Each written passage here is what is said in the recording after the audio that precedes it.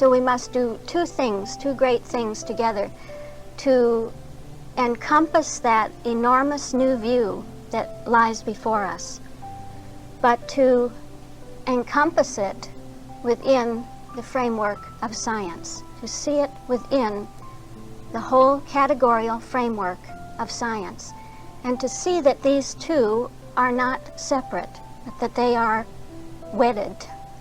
The bigness of the idea, the newness of the idea, the greatness of it is one with the structure of science, the structure of being itself.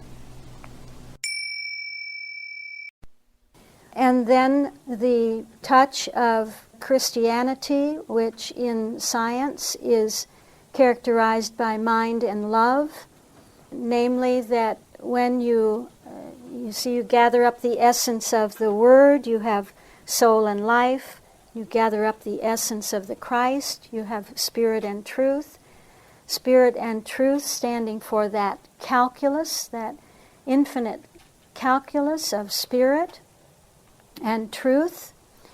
And that when you take the essence of the Word and the essence of the Christ and calculate them together, calculate those numerals with the right calculus, that there is no end to the result of that. There are no limits to the result of that. When we calculate in science, in the science of being, with our categories, there just is no end to the infinite fullness, the variety, the infinitude of that. And that is the outcome, therefore, of the Word and the Christ, and it's an infinite realm. It is what Mr. Dorley would call the fourth dimension of spirit. It is also characterized as the matrix, being mind and love. You see that love has to do with the matrix, and mind has to do with the fact that every idea of the whole infinitude of ideas, each and every idea has its place value in an infinite matrix of love. That is the outcome of the Word and the Christ. And finally, he comes to that touch of principle in science, namely that science is the Word, science is the Christ, science is Christianity, themselves can be gathered up into one thing. What is that one thing? One principle, one omni-active principle. So you see how he pulls the whole thing together to one point, the very essence, the very focus of the whole teaching, and that is one divine principle. That's terrific, isn't it? One principle. Isn't that terrific? I mean, that's exactly what love wants to do. That's love's goal, isn't it? To establish the one omni-active principle as our principle.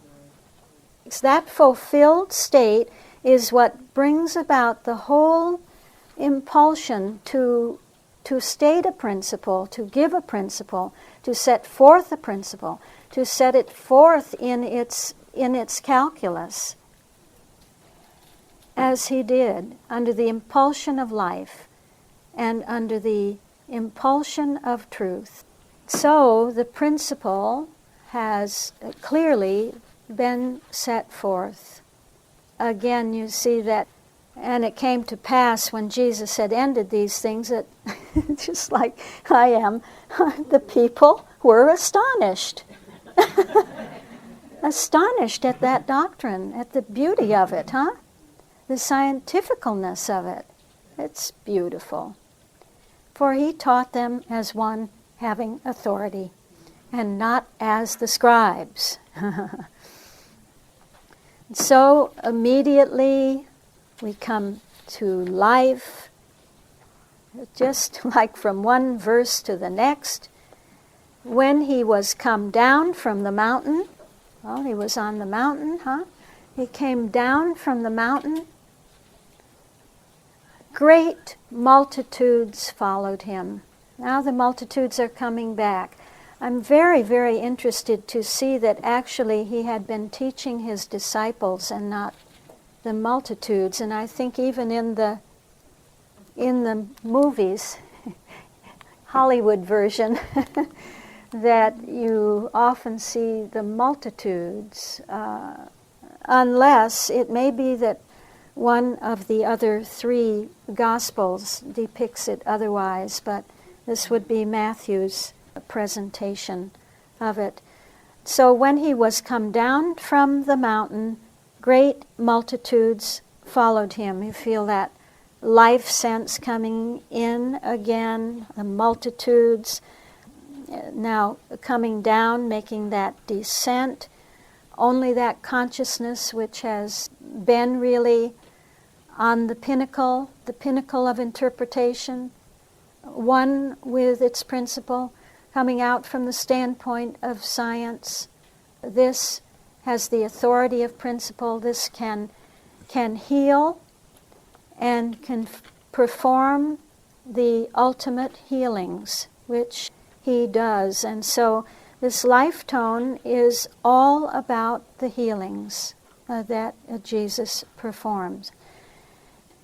It says, "And behold, there came a leper, and worshipped him, saying, Lord, if thou wilt, thou canst make me clean." This is the first, well, it's not his first healing, but it's first healing after his great teaching, fundamental teaching. It is a very special healing. It says, "And Jesus put forth his hand and touched him, saying, I will." We're at the tone of life as mind under the impulsion of life. And hear that terrific, I will, be thou clean, be clean. And immediately his leprosy was cleansed. Can you hear all the tonality of life, and of mind, you see? I will, I want to, this is my will to do it, the will of mind to heal. It's the will of mind to heal. Mind wants to heal. Mind wants to make you clean and whole.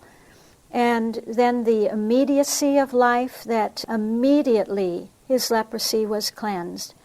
This is one of the 3 messianic healings. Did you know that there were 3 very special healings that had been set forth? There were to be 3 healings that, if they were performed, this would indicate that this was indeed the Messiah. They were healings that had never been performed before. So you have the cleansing of the leper. You have the man born blind from birth later on. And I believe that the other is the casting out of demons, if I'm not mistaken.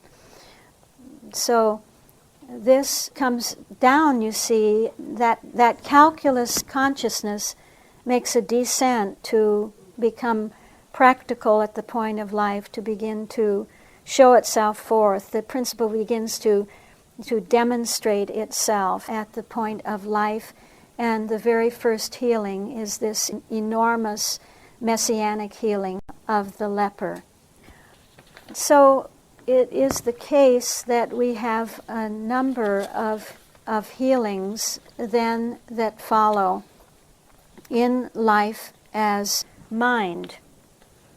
Life is the tone of life as mind is illustrating the impulsion of life, what life is doing. When we come to spirit, as we will shortly, we see that the it shifts to truth, you see, the impulsion of truth. So we have an impulsion of life that brings forth all the healings that we see in life as mind, and then the impulsion or the factuality of truth brings forth all the healings that we see under life as spirit. And finally, when we come to love, the impulsion, attraction of love, life as soul and life as principle will show us the attractor in the field. Just to give a quick summary of what is going on at the point of life as mind, first of all, you see that life is demonstrating the fullness of life. The fullness of life is the full demonstration of principle, isn't it? Principle fully demonstrated, this is life. So in life as mind, the impulsion of life is demonstrating that fullness in a very unique way. It's demonstrating it through the healing power of mind, life as mind, and as the fact that these healings all have something in common. They all have to do with the fact that Jesus himself makes them happen, causes them to happen, performs them. You might say the patient is passive. And you have that impulsion from Jesus, from his consciousness really of the divine principle, causing those healings to take place.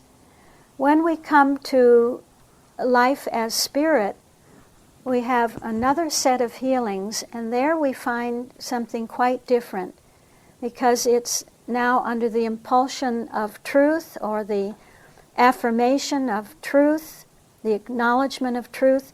This acknowledgement of truth within the patient's consciousness is causing there to be a participation by the patient. The patient affirms the truth within himself, and then he is healed. Isn't that beautiful? You know this from your own practice, that sometimes you feel that the patient is passive. He's just waiting to be healed. Wants you to heal them. This is quite different from the situation where you have a patient and the patient is working with you. The patient is consciously with you, consciously with the truth themselves. So he takes an active part in the healing. This is already a step further, isn't it? It's a higher stage than to just wait for someone to heal you, ask someone to heal you. So let's see if we can notice that as we go through the subtones of the subject. I'll just tell you generally what we're going to see in life as mind under the impulsion of life. The leper is healed. Did you notice? The leper said, "Lord, if thou wilt, thou canst make me clean." Huh? Jesus said, "I will, be thou clean." This is that very thing that I was trying to convey about the action being in the practitioner, the action being in Jesus, from Jesus' consciousness, while the patient waits for the effect of that. we have the leper. We will see the centurion's servant healed. Peter's wife's mother-in-law healed. Jesus stilling the storm. That's an interesting one. The Gadarene swine, which are the two that are possessed of the devil, and those devils are caused to go into the swine and to go down the hillside. And the man sick of the palsy. So those are the healings that illustrate life as mind. Shall we read, just to read them briefly? There came unto him a centurion, beseeching him, and saying, Lord, my servant lieth at home sick of the palsy. And Jesus saith unto him, I will come and heal him. There's something beautiful, kind of a first raising up of something going on in the patient's mind, or if you take the centurion not as the patient but as an intermediary, because he says, speak the word only, and my servant shall be healed. And he tells about how he's used to the kind of a scientific sense. He says, I'm a man under authority, and I have soldiers under me, and I say to this man, go, and he goeth, and come, and he cometh, and so forth.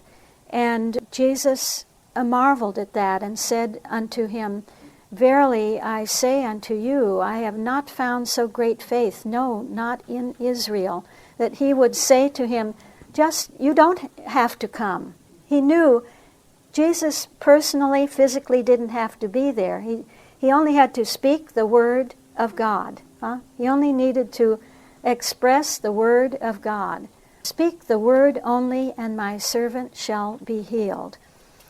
Jesus said unto the centurion, Go thy way, and as thou hast believed. So there was a touch of the belief there.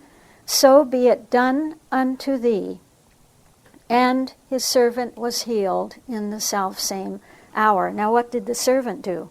He didn't do really anything but to wait, hopefully, expectantly for the healing. I think that's the first instance of an absent treatment in the text, you see. That he wasn't face to face with the patient, he wasn't right with the patient, but the patient was elsewhere. And the centurion caught that fact. Gosh, that's terrific, because we're in mind, and somehow he saw that what was operating was the mind of Christ, the Christ mind, and that was ever present, that was everywhere, that was already back in his home where the servant was and where there needed to be a healing. That mind was already there. Isn't that lovely? I'm just really enjoying myself. I hope you are. And so it's also the touch of the spontaneity, the simultaneity, the immediacy of life, those laws of life some of you have been working with lately, would include that simultaneity and spontaneity of life. And then it says that when Jesus came into Peter's house, he saw his wife's mother laid and sick of a fever, and he touched her hand. He touched her hand, and the fever left her. You see, it was what he did. It was that impulsion of that the individual Christ consciousness, the individual Christ mind to be moved, to touch the situation, to bring about the healing. And she arose, little slight indication of her doing something. She arose and ministered unto them. I like the fact that as you go along, you get little indications of something more than just this total passivity, that there's some sort of mind is raising up some kind of an action, an activity within consciousness, a response, you see, to the mind of Christ. Let's see. When the even was come, they brought unto him many possessed with devils, and he cast out the spirits with his word, and healed all that were sick. Just here, life and mind, life, mind. I claim really of any claim of a mental deformity, a mental deficiency, a mental aberration, all being healed by mind, life being mind under the impulsion of the word of life. And then comes in a touch of love. You have to, you can just go through your text, take your colored pencil. One feels like a little child going through with the colored pencils, but when you look back on it, it's striking. It's striking that you go through and you say, oh, there's a touch of love. There's a touch of love. And I mark all those love indicators in a certain way, so they stand out from everything else.